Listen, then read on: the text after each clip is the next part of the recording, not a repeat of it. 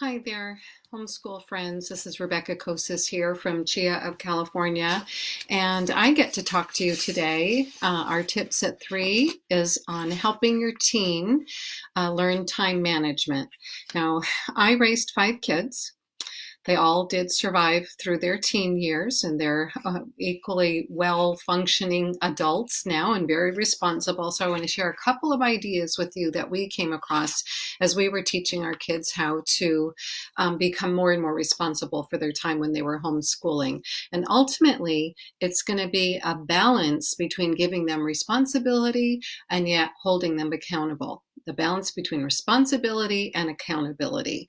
Now, the one thing I know teens really appreciate is having their opinion or their ability to make decisions about their own lives and their daily schedules. So I would work with your student to establish a daily routine that strives to make everyone happy.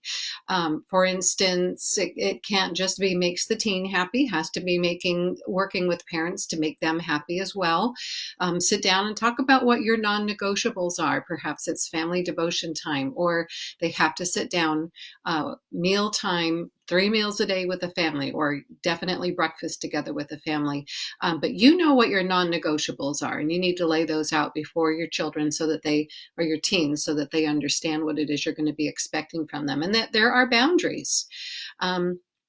And boundaries do still apply. Teens have a tendency to become night owls. Is there prime time in the morning or afternoon? That's okay, but there still has to be boundaries for them. If their brains don't wake up until after lunch, that doesn't mean that they can spend the morning playing video games. Absolutely not. They need to spend their non-prime time hours doing less strenuous subjects or less strenuous assignments or even chores. So yes, I said it. Chores. Teens should be doing chores, and they should be responsible to be getting them done in a timely manner. If they don't work, they don't eat. That was a rule in our house, and I have to tell you that that's actually biblical. 2 Thessalonians 3:10. Take a look. So your students, there have been times when we've said, "Hey, are your chores done? Did you feed the animals? Did you clean the bathroom? If you don't work, you don't eat. We don't get dinner until your chores are done." Or some years it was breakfast. We don't eat breakfast till the chores are done. But they need to be spending their non-prime time hours taking care of those types of things. And teens should be a big help to you around the house. And be thinking about that if you have a tween or younger child who doesn't have chores.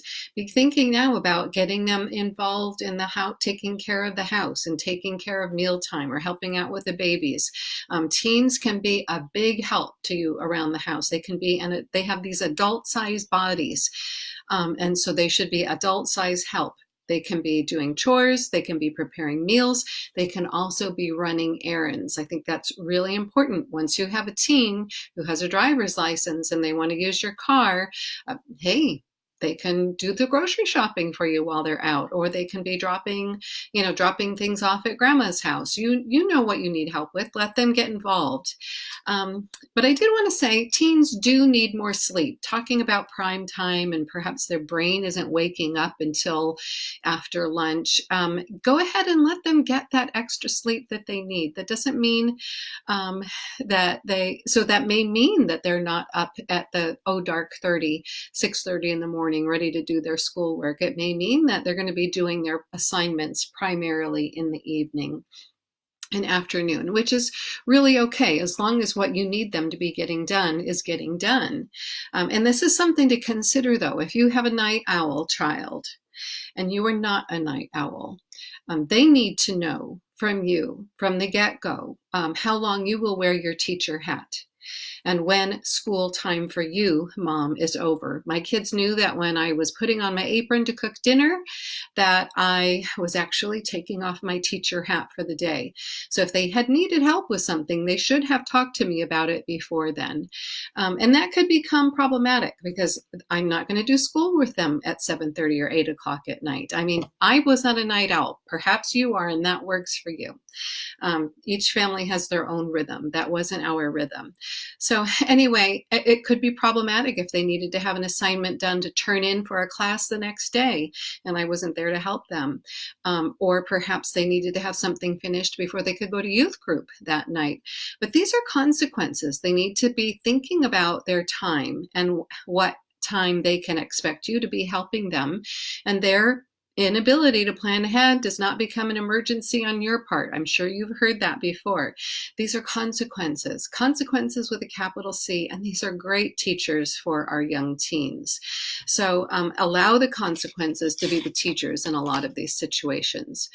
So, and here's something else to consider with your students. You shouldn't have to be giving them their assignments, their school assignments, day by day. You can give them their assignments 1 or 2 weeks at a time and then allow them to work their way through it. But you do need to provide some checkpoints for them along the way. You figure they've got all day, all afternoon, all evening to get their schoolwork done. But at some point along the way, if it's a weekly assignment that you've given them, you're going to check in with them on Wednesday. How are you doing on this? Hey, do you need help with that? Let me see how much you've gotten done. And rather than doing everything every day, many of my kids decided they'd like to work 2 or 3 days worth of one subject at a time and work out those lessons in blocks rather than doing one lesson of each subject every day. And that's really fine. And that's really what life is really more like. And it's more of a college type schedule. And also their college or high school teachers in a traditional classroom aren't going to be available to them 24 hours a day to answer questions. So it's a good idea to get them used to this routine now. Now, you know your child, though. How often you need to have these checkpoints with them depends on their level of maturity and their temperament. For instance, you may not want to allow your daydreamer to have too much leeway to get too far behind. You're going to want to check in with them a little bit more. That child who is distracted and wants to talk to you about anything and everything, but you keep saying, yes, but what about your social studies project? Or yes, but how did it go on your math? You know, you want to have that wonderful relationship with your student, but you still need to be holding them accountable. Another thing to consider is your child, one who just wants to get through a lesson as quickly as possible, tick through the list so that they can go on and go surfing or, spend the afternoon playing the guitar. These are things you need to be aware of. Are they just getting it done to get it done? Or are they actually learning what they're supposed to be learning? I had one student who by 9:30, 10 o'clock in the morning in high school, she was done with her schoolwork. But she had not eaten, she had not dressed, she had not brushed her teeth. She just got up and plowed through her schoolwork. And that, in essence, isn't really a point of balance either. You want them to remember that, yes, you're homeschooled, but you do need to get dressed, you need to brush your teeth, you got to eat. It's not just all about plowing through those lessons and getting it all done. So I would encourage you to give your child, start with a 1 week set of assignments. And then halfway through that prescribed period of time, see how much they've accomplished. Have they finished approximately half of the lessons? Not necessarily the day-by-day work, but maybe they've completed all of the science and all of the social studies, maybe all of the language arts. And if they're in good shape, that's great. Go ahead, let them continue. If not, find out what the problem was. Were they distracted? Did they need help with math? But then they went on to something else because you were working with another child and then they forgot to get help from you. These are the kinds of things that you need to work out with them. Don't forget to let me know if you have a problem or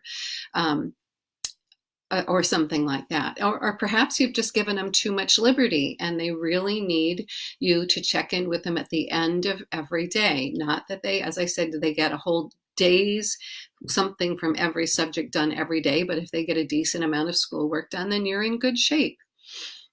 So here's a couple of questions to ask yourself to know whether it's time for your student to take more responsibility for their schoolwork. Are they consistently getting their daily work done in a timely manner? You give them their lessons, they get it done, you don't have to remind them, you don't have to stay on top of them and keep redirecting them, then they're probably ready to handle a little more responsibility on their own. Another thing to consider is, can they follow through on, have you given them one long-term assignment? And can they follow through on that? Perhaps a 6-week assignment where they're working on a research paper or what have you. Are they able to stay on task and work their way through it? If they are, then you can probably give them a week or 2 weeks worth of assignments at a time. Another thing that I would ask, and this is probably a tough one, is, are you holding your students back by making them wait for you to introduce lessons? Maybe because you're working with the younger kids, but you really want to work on them with their science, but they keep having to wait for you because you're busy with other children. That's a tough one. Sometimes as parents, we really need to let our kids go and fly. Don't hold them back. I remember one of our daughters, when I think it was her earth science book came in the mail, and she picked it up and she just, said, "Is this mine?" I said, "Yes, that's you. That's your science this year." She goes, "Can I take it to my room? Can I just do it, Mom? Or do I have to wait till you're finished with the little kids?"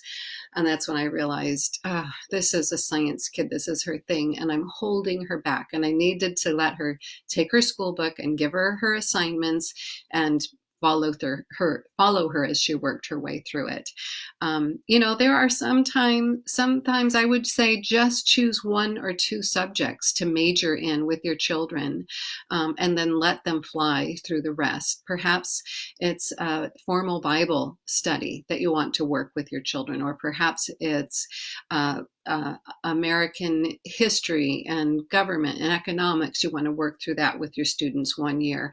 Choose a couple of classes that you're going to really focus on with the kids, and let them go with the others. They don't have to have you hold their hands when they're in high school. When they're in high school, they need you to direct their education. They need you to be the one that provides them the resources.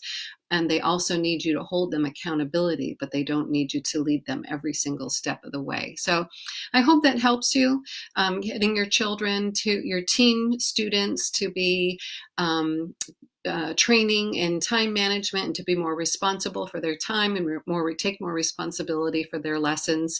As I said, it's a balance between accountability and responsibility, and watching your children become young adults and growing up and taking their responsibility for their homeschooling is really such a delight. It's a change in your relationship with them from just mother and child to teacher and mentor and students, and it's just a whole new world, and I encourage you to let them go and enjoy it. All right, God bless you, and we'll be back here tomorrow at 3 o'clock with more tips at 3, or I should say between 3 and 3:30. Bye-bye.